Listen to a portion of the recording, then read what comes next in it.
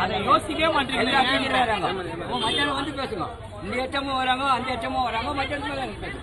நாங்க வாடகை எடுத்துங்க. குழந்தை பெண் குழந்தை பேச்சு அந்த அது மாதிரி விட்டுருவியா? இப்படி உட்கார வச்சிருக்க மாட்டீங்க சாமி.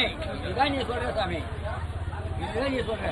நேம் கல்பனா. பாப்பா ஸ்கூல்ல விட்டு இந்த வழியா வந்துட்டு இருந்தேன். ஒரு பாப்பா இங்க உட்காந்துருக்கா, இங்க ரோட்ல உட்காந்துருக்கா. இந்த வெளியே கேட்டுக்கு அவுட் சைடு அது அங்க உட்காந்துருக்கா. எதுக்கு இங்க உட்காந்துருக்கான்னு சொல்லி நான் பாப்பா வீட்டுல விட்டுட்டு வந்து பார்த்தா அந்த வாட்ச்மேன் உள்ள விட மாட்டேன். கேட்டா 2:30 வரைக்கும் எக்ஸாம் இருக்கு, 2 hours அது வெளில தான் உட்காரணும் அப்படின்னு சொல்றாரு. கேட்டா விடவே மாட்டேன், ஹெட் மாஸ்டர் சொல்லியிருக்காங்க, ரூல்ஸ் இருக்கு, விட்டா எனக்கு வேலை போயிடும் சொல்றாங்க. நாங்க கேட்டு இப்போ வரைக்கும் கேட்டுட்டு இருக்கோம். அவரு இப்பதான் ஓபன் பண்ணி பாப்பா உள்ள விட்டுருக்காரு. அது தப்பு தானே, அது மாதிரி பண்ணக்கூடாதுல்ல. என்னதான் ரூல்ஸ் இருந்தாலும் இப்ப பாப்பாக்கு எதனா யாரு, அதே ஹெட் மாஸ்டர் தான் பதில் சொல்ல போறாங்க. லாஸ் யாருக்கு ஆகும்? இப்ப எவ்வளவு நடக்குது பெண் குழந்தைங்களுக்கு, நிஜமா பாதுகாப்பே இல்லாம இருக்கு. இதுல வேற இவங்களும் இப்படி பண்ணிட்டு இருக்காங்க. இல்லாததால தான் கவர்மெண்ட் ஸ்கூல்ல வந்து படிக்க வைக்கிறாங்க. அவங்க தானே சேஃப்டி. இப்போ அதுவே இல்லாம அந்த குழந்தை ஒன்றும் பேரண்ட்ஸும் தப்பு தான். 2:30 சொல்லியிருக்காங்க, 2 hours முன்னாடி அனுப்பியிருக்காங்க.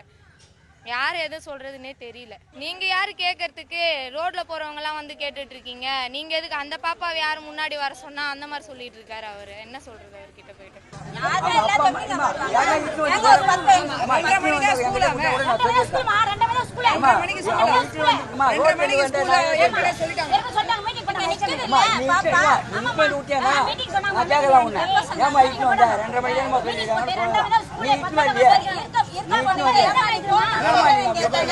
அதெல்லாம் நாங்க எதுவுமே கேட்கல. நான் என்ன சொன்னா, இந்த பக்கம் கார் திரும்புது, குழந்தை அங்க உட்காந்துக்குது. ஐயா இந்த மாதிரி உட்கார வைக்காதீங்க, திடீர்னு குழந்தை ஓடி.